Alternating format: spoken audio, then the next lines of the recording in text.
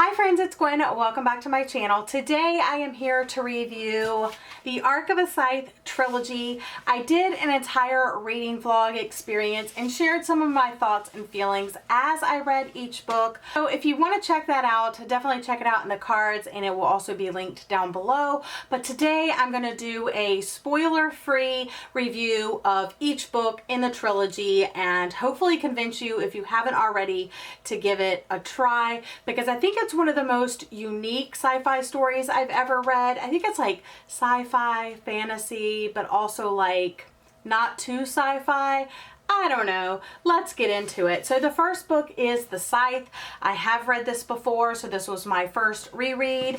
Then the second book is Thunderhead, and the third book is The Toll. And this trilogy is written by Neil Shusterman, and I really enjoyed it overall. I rated Scythe 5 stars, Thunderhead 5 stars, and The Toll 4 out of 5 stars. And we'll get into why that was towards the end, because I'm going to leave timestamps if you're just interested in a review of Scythe. I'm going to leave timestamps down below, Thunderhead and The Toll. So there will be timestamps down below in the description box if you're just wanting to know my thoughts on a particular book.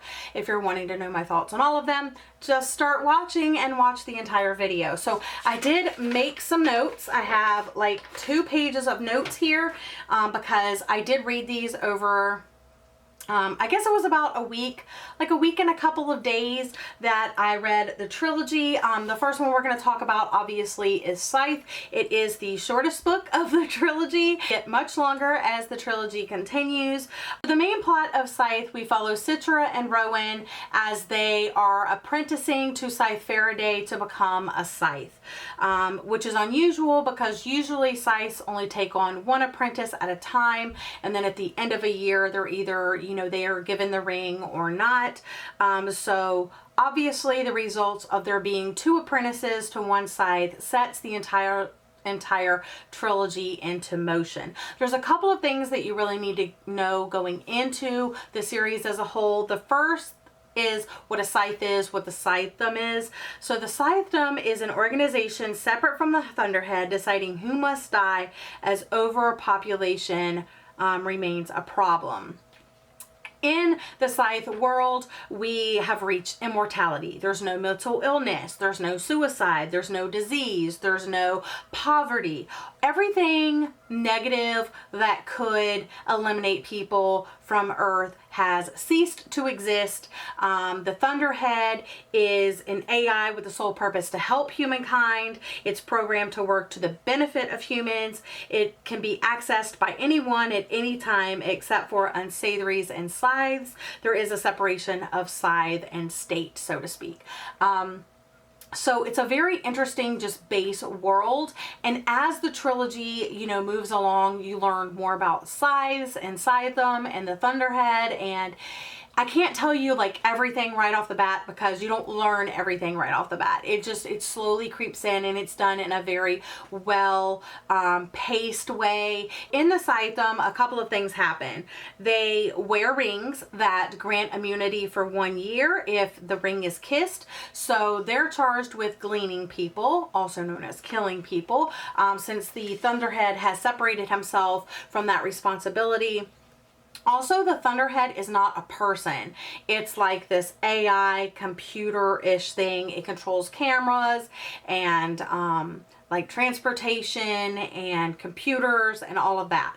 So it left that up to humans. So then the Scythedom was born, and you get more about the history and the backstory of all of that. But after you glean somebody, you can grant their family a year of immunity from being grieved. That way a family is just like grief after grief after grief after grief. And then they wear robes and they keep journals. And in the first book, you definitely follow Citra and Rowan as they're in this apprenticeship, what happens because of the dual apprenticeship, and also just learning about the world as a whole, the Thunderhead, the Scythedom, and things like that. And then interspersed throughout the story are these excerpts from journals of different Scythes. So like I said, really interesting story. Definitely pick it up and give it a try. And if you enjoy this, I highly recommend you continue. The second book, Thunderhead, is the follow-up to the first one. It shortly follows the events of the first book, Scythe, and in this one of Faraday's apprentice begins their journey into Scythe, and the other starts down a very different path. I'm not going to spoil it for you, but it's quite interesting what ends up happening. Obviously, with the title of the book, you know that we're learning much more about the Thunderhead and its many workarounds to achieve what is best for humankind. One of the main characters we follow in here, other than the Thunderhead, is Grayson. And Grayson has this kind of like unique storyline where as a young child, he was neglected by his parents. They kept having a lot of kids and they just didn't have time for their kids. So he was raised by the Thunderhead, which that's something that the Thunderhead can do. It can take over like parenting from parents. Again, it's not like a physical parent, but it is someone that can ask them how their day is, check in on them, offer them advice, and so forth.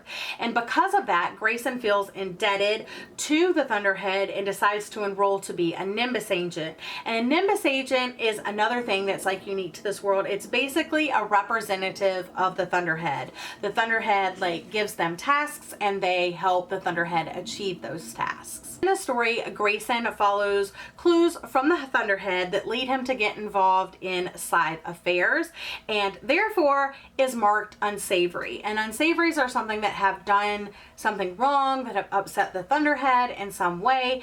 And in this story, he is marked unsavory because he's training to be a Nimbus agent and he gets involved in Scythe matters, and Nimbus agents are allowed to do that. Remember, separation of Scythe and state.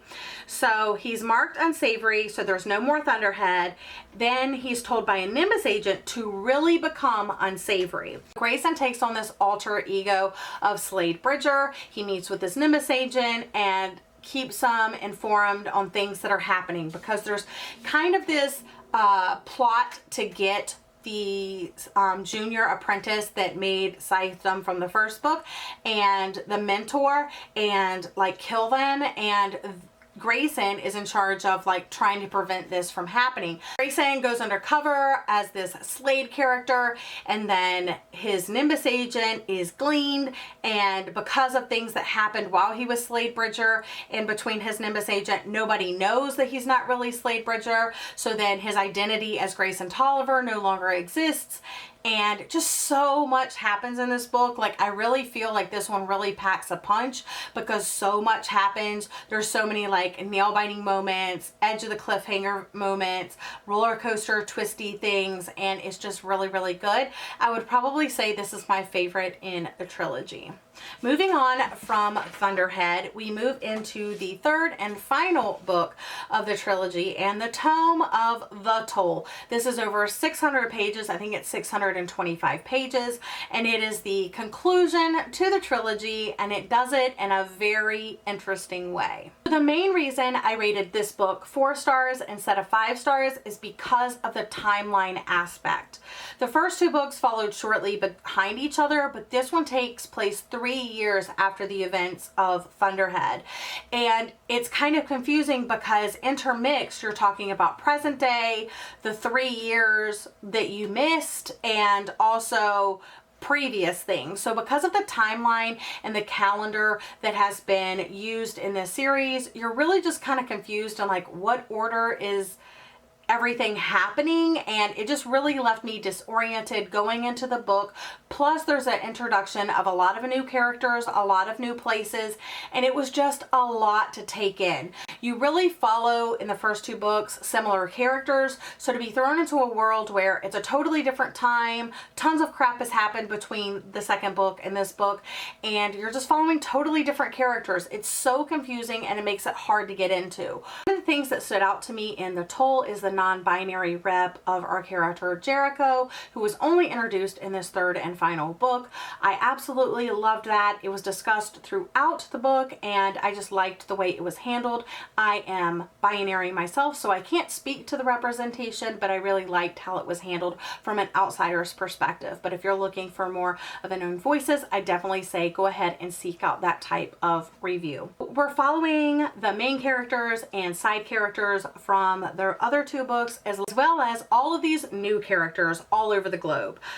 So you're finding how the Scythe has changed forever, and you're following the results of that. And then the Thunderhead has a presence where it never did before, and you're following the results of that. And it's just a roller coaster of near misses and disasters, and you're kept in the dark along with the characters. And I think that's something else that bothered me. In the other two books, you really kind of have a good sense of what's going on, but in this one, you know something's going on, but you don't know what it is, neither do the characters. So you're kind of finding out along with the characters, and that was just such a shift from the first two books that it was like hard to really grasp that. So that is my review of the Arc of a Scythe series by Neil Shusterman. Like I said, I highly recommend this trilogy, and if you have any other thoughts or things that I missed out on, definitely leave it in the comment section down below. But that's all for today's video. Thank you so much for joining me. I hope you're all having a lovely day or night, and I'll see you guys again soon. Bye!